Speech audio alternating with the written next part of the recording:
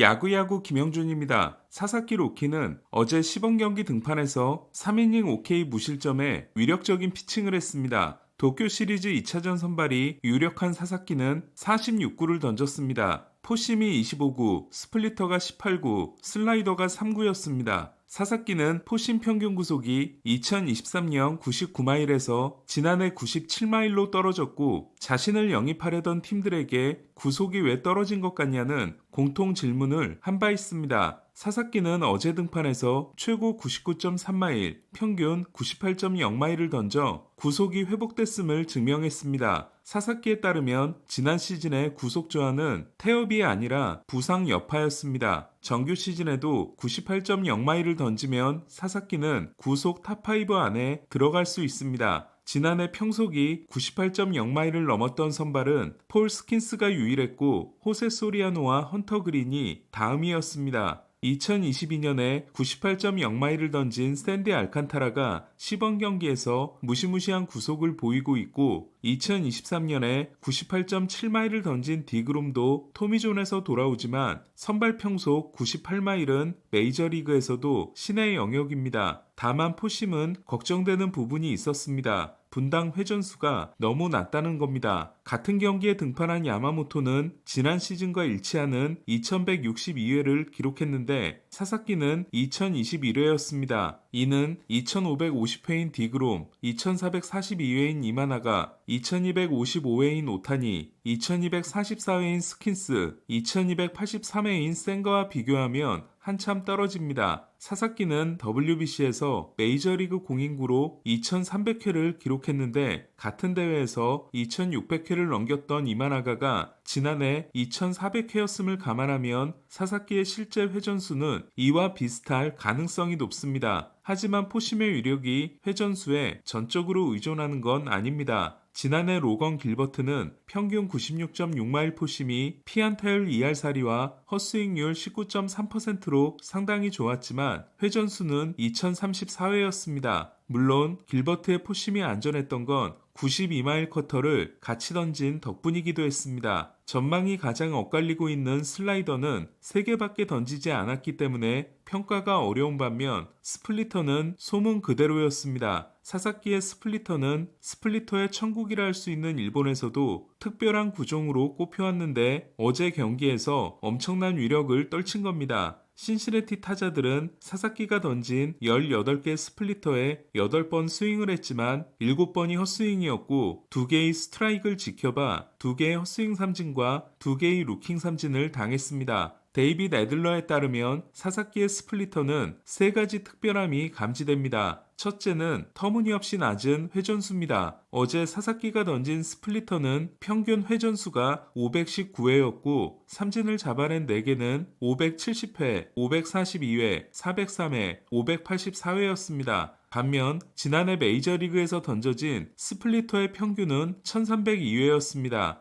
2015년 스태캐스트 측정이 시작된 후 투수가 스플리터를 18개 이상 던진 경기는 2000경기가 넘습니다. 하지만 어제 사사키의 회전수는 압도적인 최저 기록에 해당됩니다. 와일드론의 지난해 너클볼 회전수가 평균 244회였으니까 최저 402회, 평균 518회, 최고 688회인 사사키의 스플리터는 너클볼 못지않게 무회전으로 들어오고 있는 겁니다. 실제로 지난해 메이저리그에서 던져진 공 중에서 사사키의 스플리터보다 회전수가 적은 건 와일드론의 너클볼이 유일했습니다. 더 놀라운 건 2023년 WBC 때 사사키가 던진 스플리터는 파워 스플리터였다는 겁니다. 당시 사사키의 스플리터는 평균 91마일에 회전수 1100회로 지난해 야마모토의 90마일 1326회, 2023년 오타니의 89마일 1287회와 비슷한 유형의 스플리터였고 지난해 이마나가의 83마일 1119회, 유령 포크라는 별칭이 있는 2023년 센가의 83마일 1118회와 비교하면